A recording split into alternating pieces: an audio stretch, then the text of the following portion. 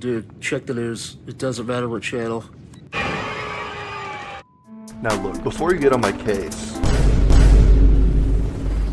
Okay, I deserve that. But recently, Call of Duty released the Black Ops Royale dev briefing. And oh boy, do I want to talk about this.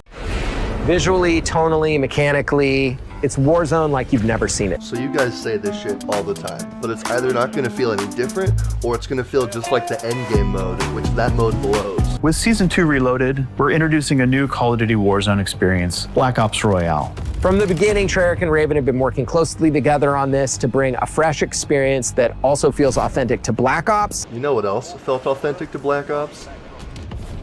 This mode really tries to invest heavily in risk and reward. Are we seriously putting AI in Warzone? Again? So this is the first time Avalon will be in Warzone, and we're really excited about that. First positive thing about the whole video.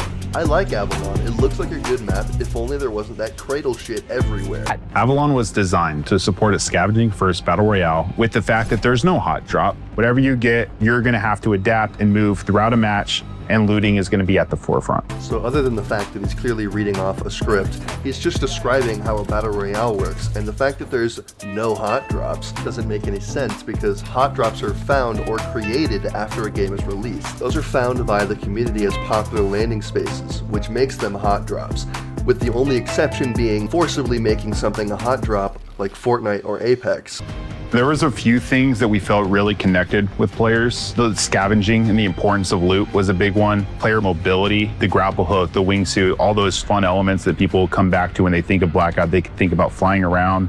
The journey that players go on to upgrade their weapons, upgrade their armor, find new and exciting things in loot that give them the upper hand. That was the long-winded way of saying we made attachments and perks lootable again. So the new ballistic systems changes how you approach combat. You need to gauge what kind of weapon you have, how far away you are, because that weapon determines how fast that bullet moves, how much bullet drop, and how much you actually need to lead that target. This is a joke, right? You're just explaining bullet velocity. That's all you're doing. You'll notice a big difference in the pace of the match. There's no buy stations, there's no cash. No. Hold it right there. You've removed the one thing that made your BR unique, that being the money, the buy stations, and the loadout. I'm sure absolutely everybody is gonna love this mode. A player's life matters a lot more in this mode, but with the redeploy tokens and how rare those are out in the world. Every player starts the match with one redeploy token. If you're eliminated, there's a delay before you can re-enter the fight. Redeploy towers take that tension even further. Do I even have to say anything? We've really revamped movement in Black Ops Royale by introducing the wall jump, grappling hook, and wingsuit into this mode. So all of them will be accessible to you at the start of the match. While having the grapple gun and a wingsuit is good for movement, you didn't revamp anything by adding another version of the grapple and another version of the wingsuit. Not to mention the wall bounce is already in multiplayer and endgame, so that's not new either. So what exactly did you revamp? When you drop into Black Ops Royale, you're vulnerable, and that vulnerability creates urgency.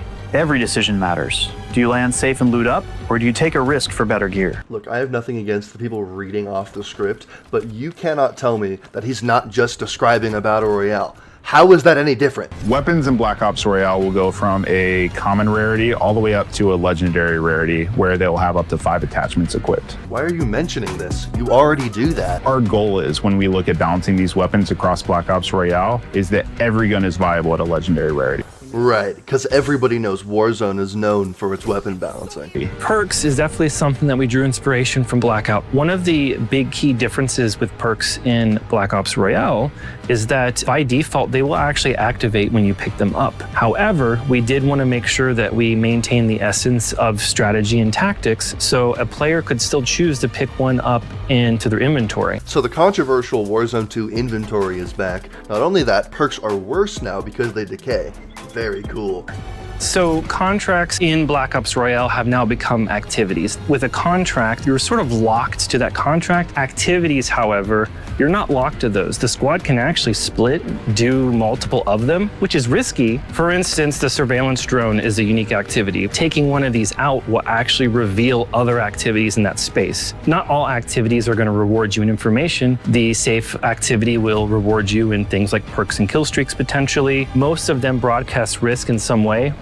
This I do like. Being able to complete multiple contracts at once is a good change. I don't know why you had to change the name, but that's fine, I guess. This I don't like. Why is there different levels of armor that do different reductions? You're changing the TTK and leaving gunfights up to chance of who looted the better armor set. Wait a minute. This sounds familiar.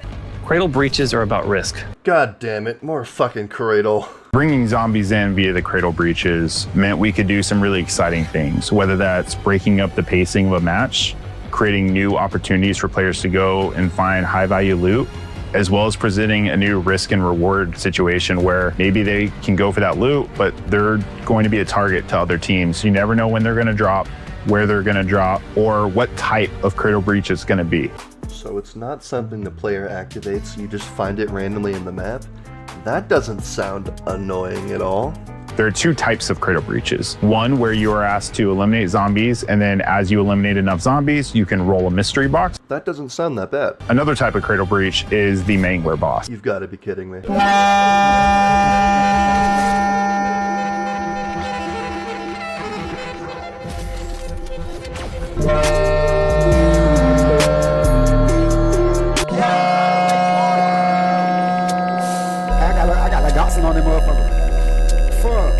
Over time, Call of Duty Warzone has evolved in incredible ways, and that evolution creates space for a mode that puts progression back into the match and makes every pickup meaningful.